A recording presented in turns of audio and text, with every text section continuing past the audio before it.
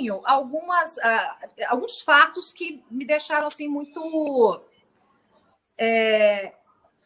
apreensiva depois do que aconteceu. Eu viajei algumas vezes com o presidente, bem naquela época do quente da campanha, e em uma daquelas viagens a gente estava fazendo Rio Preto, Ribeirão, Araçatuba, aquela região ali. Em uma das cidades, eu acho que foi em Araçatuba, eu estava no carro com ele, aquela multidão e tal, e toda vez que eu estava com ele, eu fazia ele sair de colete. Então, às vezes, estava calor, ele estava de manga comprida por conta do colete. E aí, na volta, a gente entrou no carro e ele olhou para mim assim, eu falei, você tem que tomar cuidado, muita gente, tem a questão de segurança. Aí ele falou assim, se eu tomasse uma facada, eu ganhava a eleição. Ele usou essa frase uns 10, 15 dias antes. Eu falei, fica quieto, vira essa boca para lá. Falei para ele, fecha essa boca. Nossa Senhora. Peguei e dei um pito nele, que eu vivia fazendo isso mesmo, ninguém falava não para ele, só eu. O presidente já disse publicamente, e nós sabemos que em conversas reservadas ele tem repetido isso, que um ex-assessor dele teria envolvimento com o episódio da facada em Juiz de Fora. Nas conversas reservadas, nós sabemos que ele disse textualmente que esse ex-assessor seria o senhor. Eu pergunto, o senhor tem algo a ver com aquele episódio? E, se não, a que o senhor atribui essa desconfiança do presidente Jair Bolsonaro? Rangel, o meu advogado criminal está preparando uma interpelação para o presidente ter oportunidade de esclarecer em juízo esse absurdo que ele não tem coragem de falar em público.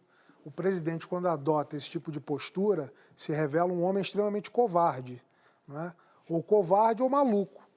Em qualquer das duas hipóteses, acho muito ruim o país ser gerido por uma pessoa que tem esse tipo de postura tão irresponsável, né? Eu passei um ano, Rangel, ao lado dele e nós viajávamos fazendo tudo para ele, né? Inclusive a segurança. Eu, um sargento da UBOP do Rio de Janeiro e um capitão do Exército Forças Especiais, éramos nós três. Os filhos dele que deveriam acompanhá-lo, né? O Carlos, que tem tanto amor pelo pai, deveria acompanhá-lo naquele momento, oportunidades em que efetivamente havia risco de vida, né? Que acabou se materializando em Juiz de Fora. A única viagem que o Carlos fez conosco foi essa, Juiz de Fora, e ainda deu azar, atrapalhou o esquema de segurança, que resultou no não uso do colete e aquela tragédia, aquela facada. Por que atrapalhou? Foi ele que pediu para o pai não usar colete? Não, porque ele se enfiou dentro do carro.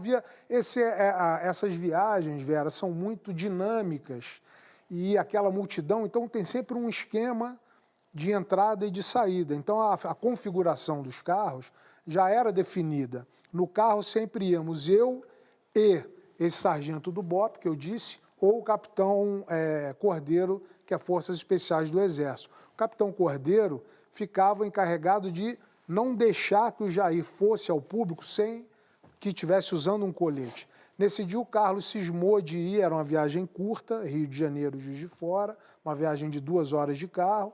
O Carlos foi dentro do carro com um drone, parecia uma criança brincando com aquele drone, e nem eu pude ir dentro do carro, nem o capitão Cordeiro e nem o Max do BOP. O resultado, ele desembarcou sem o colete, né? O colete não teria evitado 100% do ferimento, mas provavelmente teria limitado a penetração da faca. Mas voltando à sua questão, Rangel, eu passei um ano avisando e dizia sempre para ele, capitão, o senhor ainda vai levar uma estocada, era o termo que nós usávamos, não era só eu, porque aqueles desembarques, aquelas chegadas nos aeroportos, aquilo estava ficando muito tenso, muito perigoso, porque como é que você vai saber quem é que está naquela multidão, com que tipo de intenção? Então, um dia antes, pouco mais de 24 horas antes do dia do atentado, nós estávamos em Ceilândia, Brasília, e houve uma carreata por volta de 10, 11 da manhã. E aquilo estava muito, muito cheio.